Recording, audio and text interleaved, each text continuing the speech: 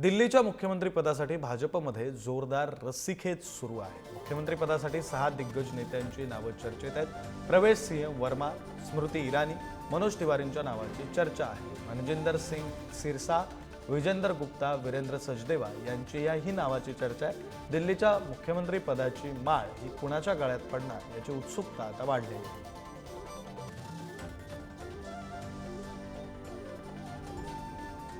दिल्लीच्या मुख्यमंत्रीपदासाठी कोणाकोणाची नावं चर्चेत आहेत? प्रवेश सिंह वर्मा यांचं नाव चर्चेत आहे।